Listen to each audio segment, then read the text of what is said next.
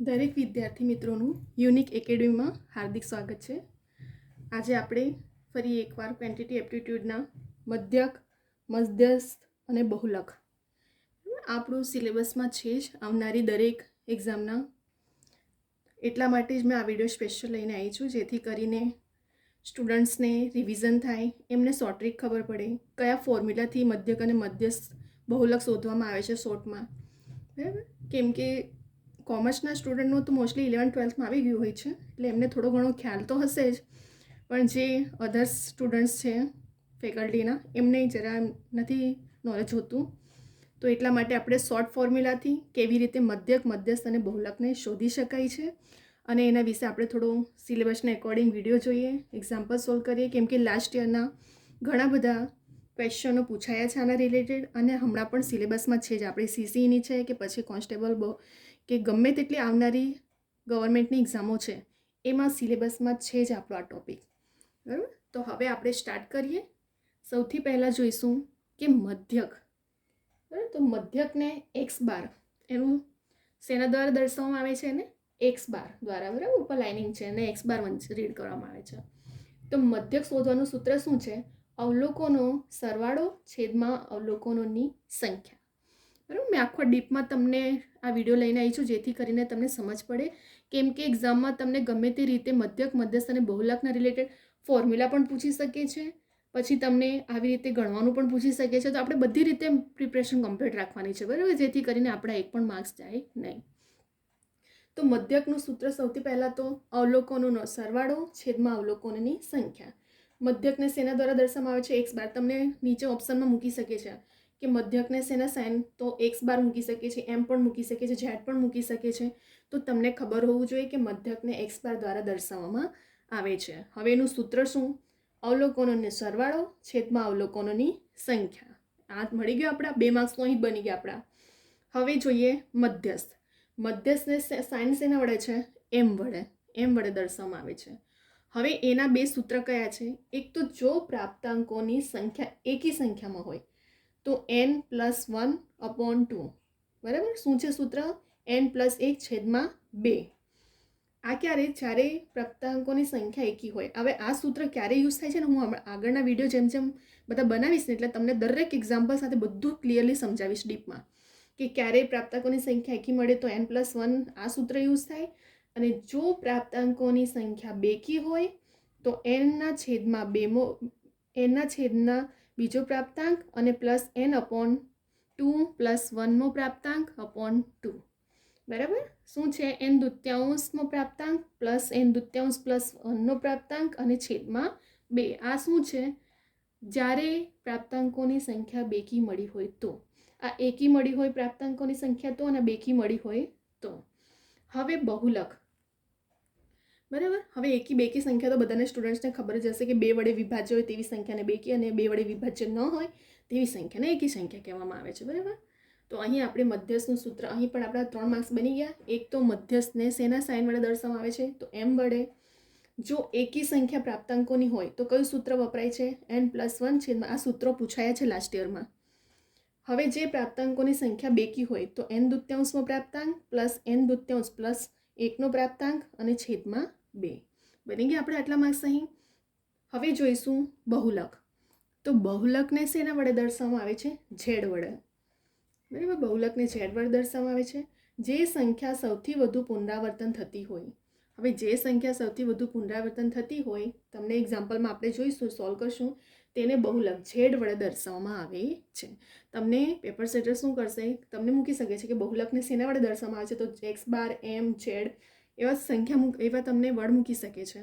તો પછી આપણને ખબર હોવું જોઈએ કે બહુલકને ઝેડ વડે દર્શાવવામાં આવે છે. અને લાસ્ટ યરમાં એવો પણ ક્વેશ્ચન પૂછાયો છે કે જે સંખ્યા સૌથી વધુ પુનરાવર્તન થતી હોય તેવી સંખ્યાને શું કહેવામાં આવે છે? તો બહુલક કહેવામાં આવે છે. તો આપણા કેટલા 4-5 માર્કનો તો ક્વેશ્ચન અહીં જ બની ગયો આપણો. એક તો મધ્યકને એક્સ બાર વડે દર્શાવવામાં આવે છે, એનું સૂત્ર અવલોકનોનો સરવાળો છેદમાં અવલોકનોની સંખ્યા. મધ્યસ્થને એમ વડે દર્શાવવામાં આવે છે. જો પ્રાપ્તાંકોની સંખ્યા એકી હોય તો સૂત્ર n+1/2. અને જો મધ્યસ્થમાં પ્રાપ્તાંકોની સંખ્યા બેકી હોય તો n/2 પ્રાપ્તાંક +n/2 +1નો પ્રાપ્તાંક છેદમાં 2.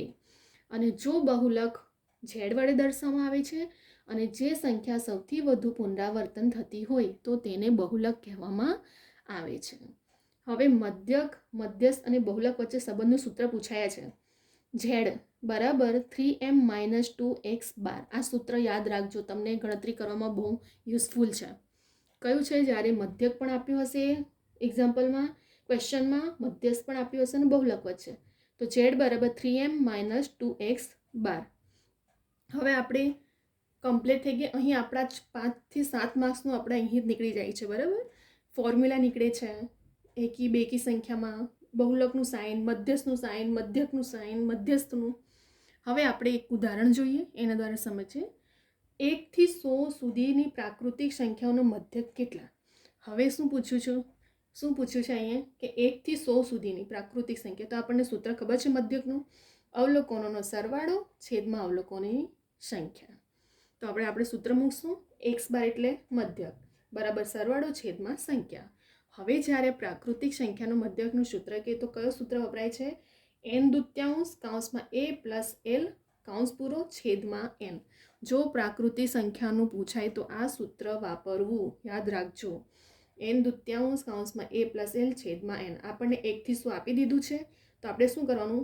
1 + 100 છેદમાં 2.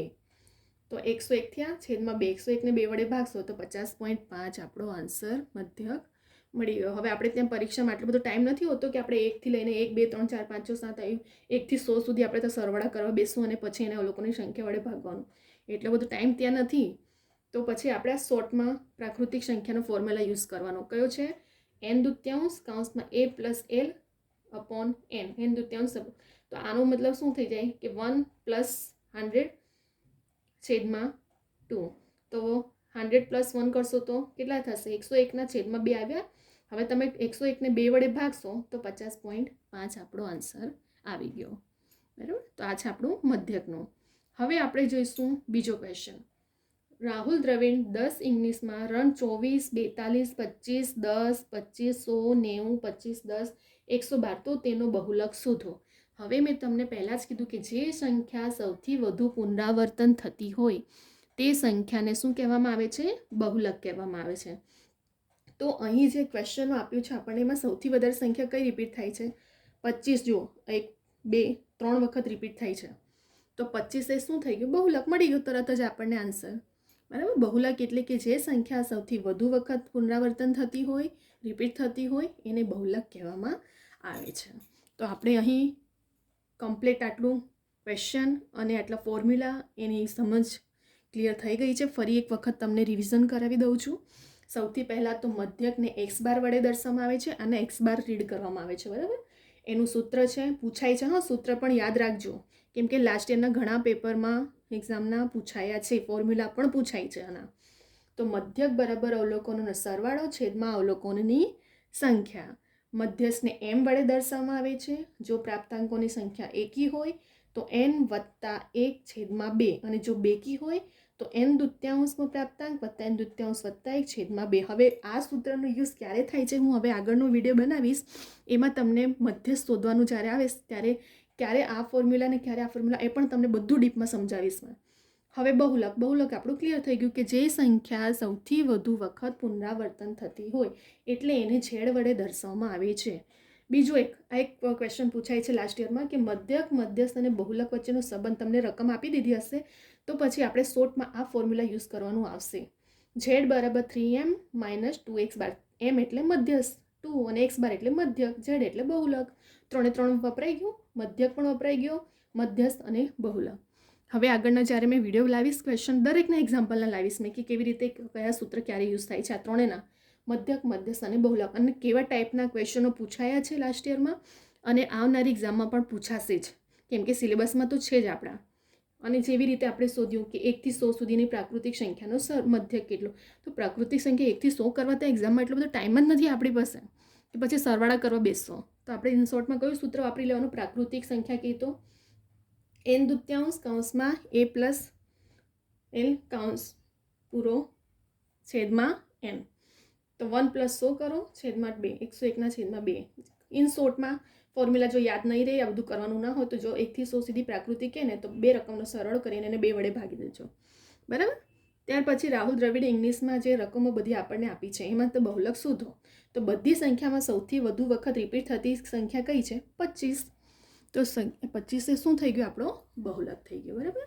તો આપણો મધ્યકનું સૂત્ર, એના એક્ઝામ્પલ પણ જોયા, બહુલક કેવી રીતે શોધવામાં આવે છે, અને બહુલકના આ એક્ઝામ્પલ પૂછાયો છે લાસ્ટ યરમાં, બરાબર. અને હું એવા જ વિડીયો લઈને આવી રહી છું અને એવા જ એક્ઝામ્પલ હું સોલ્વ કરાવી રહી છું કે જે તમારા લાસ્ટ યરમાં પૂછાયા છે અને આવનારી એક્ઝામમાં એવા જ ક્વેશ્ચનો એવા ટાઈપના પૂછશે.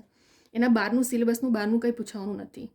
તો સિલેબસના અંડરમાં આપણું શું છે? મધ્યક, મધ્યસ્થ અને બહુલક, એનું સૂત્ર, એના એક્ઝામ્પલો, એને કેવી રીતે શોધવામાં આવે છે, એનું સૂત્ર એકી બેકી હોય તો, અને જ્યારે ત્રણેય વચ્ચે સંબંધ કહીએ તો પછી આ સૂત્ર યુઝ થશે.